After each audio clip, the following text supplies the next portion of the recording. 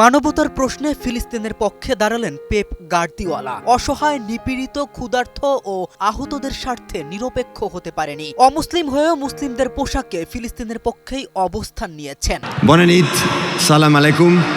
সালাম দিয়ে শুরু, তারপর তির্যক ও ধারালো কণ্ঠে একের পর এক গোলাবারুদ ছুড়লেন বিশ্ব নেতাদের দিকে। বিশ্ব নেতারা কাপুরুষ, তারা নারী ও শিশুদের হত্যা করে। গাজায় ইসরায়েলি হানাদার বাহিনীর বর্বরতা যখন দেখেও দেখেন না নামিদামি সব তারকারা, মুখ ফিরিয়ে অন্যমুখী হয়ে থাকে বিশ্ব নেতারা, তখন একজন ইউরোপীয় ফুটবল কোচ হয়েও মানবতার পক্ষে দাঁড়িয়ে বুক উঁচু করে বিশ্ব নেতাদের তুমুল সমালোচনা করেন পেপ। এটেক্স প্যালেস্টাইন নামক একটি চ্যারিটি কনসার্টের মঞ্চে দাঁড়িয়ে তিনি বলেন, আমরা ভুলে যাচ্ছি ফিলিস্তিনি অসহায় ও ক্ষুধার্তদের। নিজে কোনো ধর্ম না মানলেও ফিলিস্তিনের পক্ষে দাঁড়িয়ে যেন মানবতার পক্ষই নিলেন ম্যানু কোচ।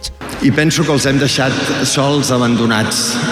এ সময় তিনি বলেন, গাজায় ধ্বংসস্তূপের নিচে নারী ও শিশুদের আর্তনাদ সামাজিক যোগাযোগ মাধ্যমে দেখেছি। ক্ষুধার্ত শিশুর চিৎকার শুনেছি, আমার মা কোথায়, আমার মা কোথায় বলে চিৎকার করতে দেখেছি। অথচ তারা জানে না তাদের মা আর নেই। আমরা কি তাদের একা করে দেইনি বা ত্যাগ করে দেইনি? তাদের মনে তখন কি চলছে বোঝা কঠিন। বিশ্ব নেতাদের এক হাত নিয়েও ক্ষান্ত নয় ফুটবলের মাস্টারমাইন্ড। তার কাছে মানবতা সবার আগে, তারপরে বাকি সবকিছু। ফুটবল মাঠে তিনি যেমন কড়া হেডমাস্টার, ফিটনেস ইস্যুতে যেমন অতি সতর্ক, তেমনি মানবতার ফিটনেস ভঙ্গুরের এই তিক্ত মুহূর্তেও তিনি মানবতার পক্ষেই কথা বললেন। কেম রাফিন, নিউজ 24।